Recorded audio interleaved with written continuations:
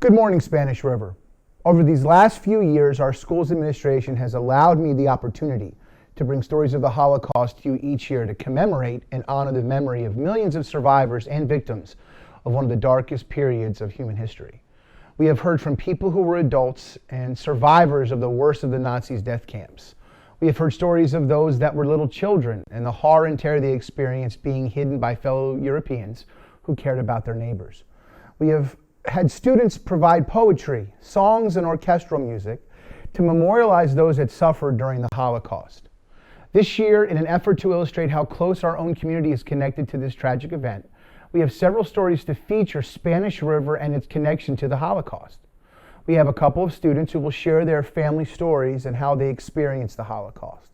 We have a couple of our very own faculty who will talk about the opportunities they had being able to travel to the sites of this massacre and to talk about what they learned from these experiences.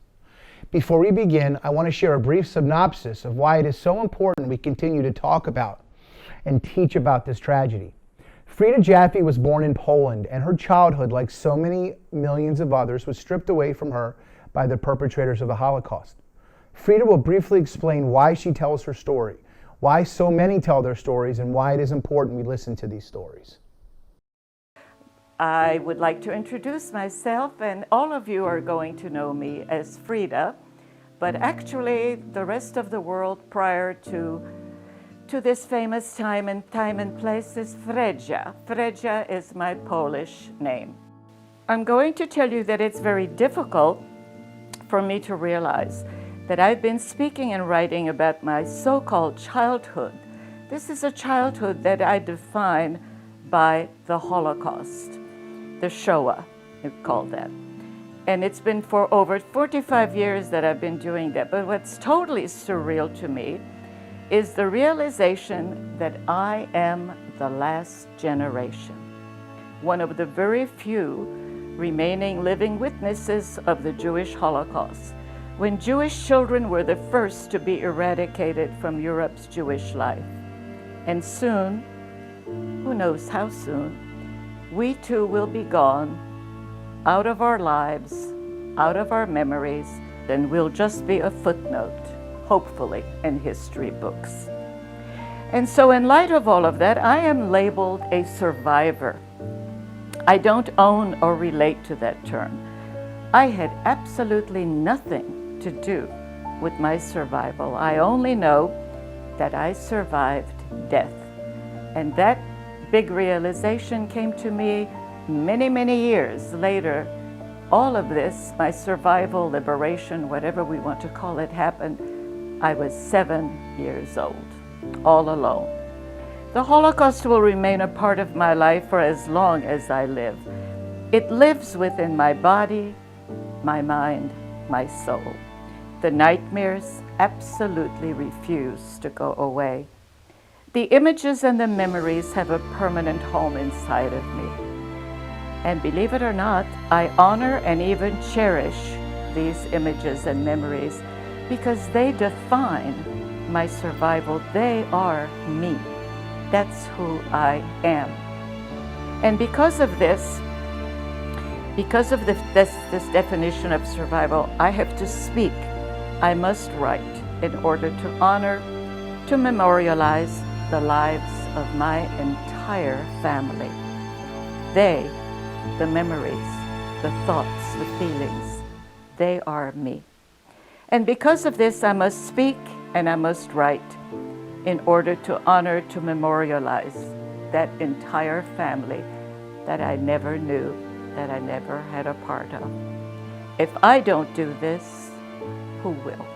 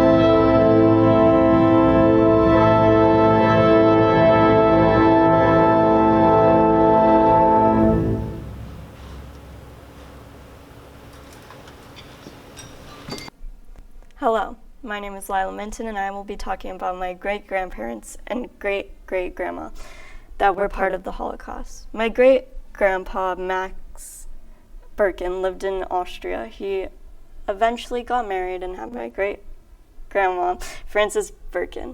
She was an only child when World War II started. She met a man named Leo Imler, and they got married. Leo was a doctor in Austria before the Nazis began to take control over everything. Both of my great-grandparents were Jewish. They then started to run from the Nazis. They escaped the Holocaust in Austria, moving through multiple countries in the late 1930s. They left from Italy to the United States in 1941, but they were denied entry in Key West. They were then sent to the Dominican Republic, where they lived for multiple years until they were permitted to immigrate to the U.S. in 1946. My great-grandparents survived and moved to New York City. Unable to practice medicine, my great-grandfather was employed in the textile industry. His parents died in the concentration camps. My great-grandfather's two brothers also moved to the USA. His sister moved to Israel following the war. My family would want people to stay connected and not fight over power to avoid a repetition of the Holocaust. Regarding who in my family was subjected to the Holocaust, it was many. However, only my great-grandmother Hannah, or Henshi, great-grandfather Erno Grunfeld survived. My great-grandfather changed his name to Ernest Greenfeld as part of the naturalization process. My family was situated in Czechoslovakia before the Holocaust, which is today known as Czech Republic and Slovakia. My great-grandmother had 12 brothers and sisters combined who lived on a farm together. They owned a convenience store. My great-grandfather was the youngest of his siblings who lived in a humble farm town in Czechoslovakia, similar to my great-grandmother. Their collective experience was awful. Like many Jewish people, they were subjected to horrible treatment, such as my great-grandmother standing in a similar vehicle to a cattle car, forced to stand for days with no water, food, bathroom, or even a place to sit because of how cramped it was. Her family was taken to Auschwitz, where everyone except her and one brother was killed.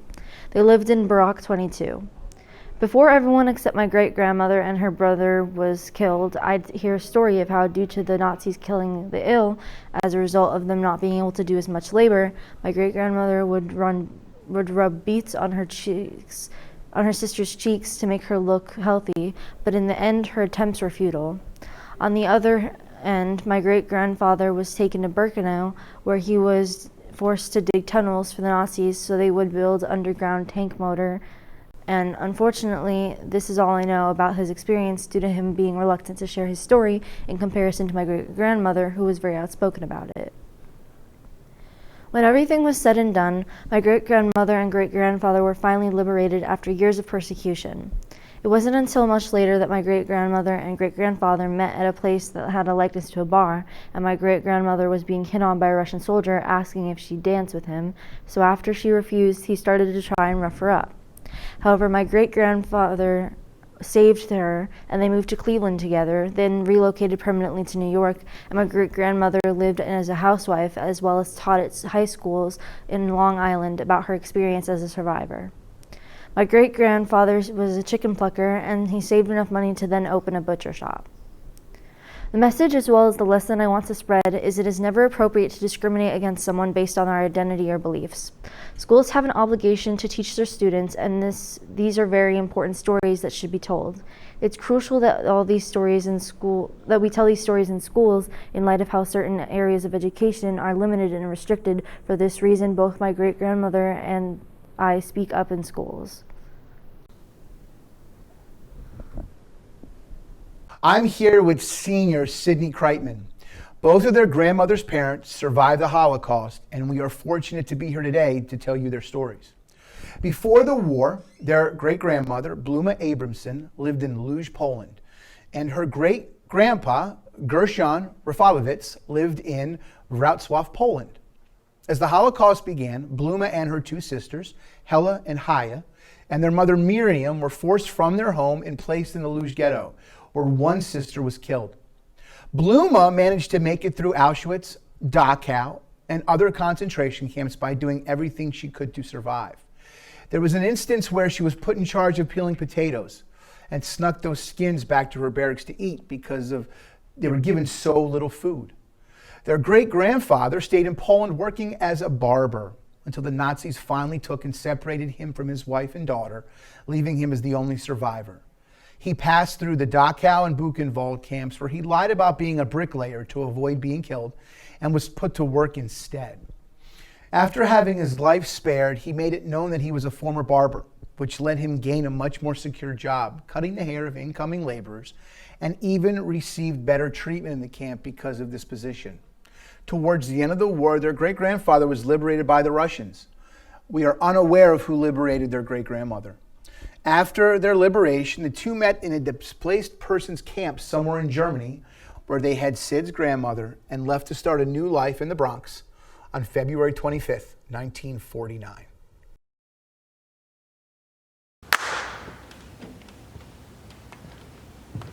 The Holocaust is a stunning reminder of the tragic results of prejudice and hate towards other people. But it is also a reminder of hope held firm will eventually reign victorious over the greatest of odds. The following words were inscribed on the walls of the cellar in Cologne, Germany, where the Jews were hiding from the Nazis during World War II. Hope was all they had to hold on to. Hope was their only bridge to a brighter tomorrow.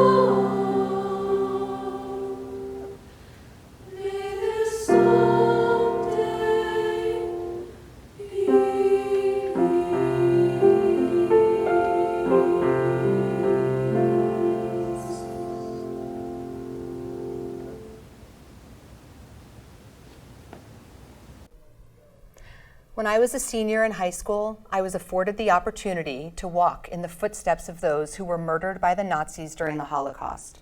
This journey, called the March of the Living, took me to Poland, where I witnessed the actual sites of some of the greatest crimes ever waged against humanity, and to Israel, where I witnessed what could only be described as Phoenix rising from the ashes. Though it was nearly 30 years ago, I still remember lining up under the gates to Auschwitz, the gates I'd seen in photos and films hundreds of times before. In German, the gates read Arbeit macht frei, which translates to work will make you free.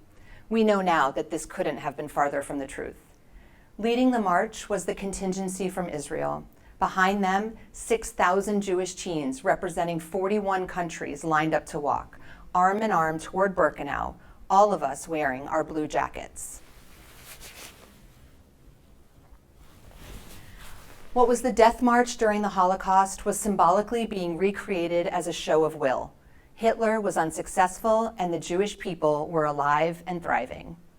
Walking through the gates of Auschwitz and witnessing the remnants of the gas chambers and the shooting wall, I was confronted with the unimaginable horrors that took place there. The scratch marks on the walls, the piles of human ashes, and the stories of millions of lives lost served as a stark reminder of the depths of human cruelty and the devastating consequences of hatred and prejudice. But amidst the darkness, there were also moments of hope and resilience. The March of the Living itself was a powerful symbol of defiance against the Nazis' attempt to annihilate the Jewish people. The lessons I learned from this experience are ones that I believe are crucial for our students to understand. Firstly, we must never forget the atrocities of the Holocaust. It is our responsibility to ensure that the memory of those who perished lives on, and that the stories of their suffering and resilience are passed down to future generations. Secondly, we must actively combat hatred, prejudice, and discrimination in all its forms. The Holocaust did not happen overnight. It was the result of years of dehumanization and the normalization of hatred.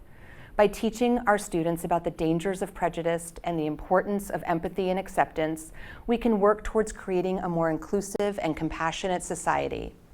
Lastly, we must instill in our students a sense of responsibility to stand up against injustice. The Holocaust serves as a stark reminder of what can happen when good people remain silent. We must empower our students to use their voices and take action when they witness discrimination or injustice, no matter how small. In terms of the legacy of the death camps for today's younger generation, it is essential that we continue to educate and raise awareness about the Holocaust. This includes visiting memorial sites, hearing survivor testimonies, and sharing experiences, like my journey on the March of the Living. By doing so, we can ensure that the memory of the Holocaust remains alive and that the lessons learned from this dark chapter in history continue to guide us towards a future of tolerance, understanding, and peace.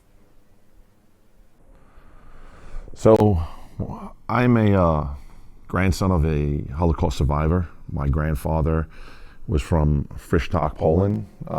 Growing up in New York, I learned a lot about the Holocaust from my grandfather, his survivor friends, and in 1996, as a senior in Spanish River, I had the opportunity to go on the March of the Living, which is a trip that takes young Jewish boys and girls to Poland for a week to visit Warsaw, Krakow, Auschwitz, Birkenau, Treblinka, and Majdanek, which are concentration camps.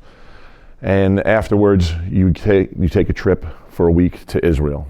When I had the opportunity in 1996 to go, it was a very eye-opening experience. It put my grandfather's stories into context. It gave it a visual.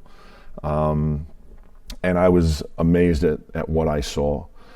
I will say, as a 17-year-old kid, I was not able to grasp the gravity of what that trip really was until later on in life. And later on in life, I had the opportunity to also go back as a chaperone in 2016. And for me, it was a unique experience because I got to compare and contrast the two trips, and going back as an adult, you really see what the enormity of that opportunity is. Going to the different camps really was probably the most eye-opening experience for me. My Donic was the worst of the camps that I visited, and in '96 I was 17 years old, and we're pulling up to my Donic, which is across from the city of Lublin, and our tour guide is telling the story of the town of Lublin and the Camp Majdanek, how at that time it could have been operational within 48 hours. They could have had that camp up and running again within 48 hours. And he's telling the story about the citizens of Lublin, and makes a comment that the people who lived in the city across the street had no idea of what was going on in the camp. And that kind of triggered me a little bit. I got visibly upset and questioned the tour guide of how people who were living across the street from a death camp had no idea what was going on. The smell, the truckloads of people coming in, the amount of people being burned, all these things would have been noticeable. And his answer to me was, in 1939, Lublin wasn't a city, it was a town. And that just made me a little bit more upset. After that, the idea of staying silent had always resonated with me. When we talk about see something, say something. And I always wondered what would have happened if people in Poland and people in Germany would have just spoke up and united against hatred. And I lived my life with that mindset. You know, my grandfather, like I said, is a survivor. He lost 5 brothers. His father, his stepmother, his entire family. So for me, it was personal, and given the opportunity several years ago, I was in a situation where I had the choice to remain silent and allow a institution to dictate what will happen, or speak up on behalf of a group of people who were being targeted and marginalized. And I chose to stand up at the risk of my own job, at the risk of my own child losing his opportunity to attend a prestigious school. I decided that staying silent is the wrong choice, and the entire time that decision was made was because of my grandfather. I thought about him the entire time. I thought about his family. I thought about what he went through, living in forests for 3 years, being part of the partisans, freeing Jews from Nazis, constantly having to survive a horrific time. So I couldn't keep my mouth quiet. I had to open my mouth and I had to speak up. And no matter what the result would have been, I knew that I got the strength and the courage because of what my grandfather went through. So the number one thing that I always believe is that people need to stand up for what they believe in. They need to, even if it's injustice, if it's the hard thing to do, they still need to take that step forward and say something, because if they don't, who will? That good? Homesick. I lived in the ghetto here for more than a year in Terezin, in the Black Town now. And when I remember my old home so dear, I can love it more than I did somehow. Home, home. Why they tear me away? Hear the weak die, easy as a feather, and when they die forever. I'd like to go back home again. Makes me think of sweet spring flowers. Before I used to live at home, never seemed so dear and fair. We must take sides. Neutrality helps the oppressor, never the victim. Silence encourages the tormentor, never the tormented. Sometimes we must interfere. When human lives are endangered, when human dignity is in jeopardy, national borders and sensitivities become irrelevant. Wherever men and women are persecuted because of their race, religion, or political views, that place must, at that moment, become the center of the universe. It is up to us to keep these stories alive. It is our collective responsibility as a society to ensure that dehumanization, hatred, and genocide have no place in our world ever again. I want to say thank you to Ms. Brewer and WSRH, Mr. White and our band, Mr. Kowalski and our chorus, the many students who contributed to this video, Ms. Castellano and our administration for allowing us to share this with you today, but most importantly, you, our students. Thank you for your attention this morning and for bringing me hope every day that you will be the generation that will once and for all remove hate from the world that our children, my son, will grow up in.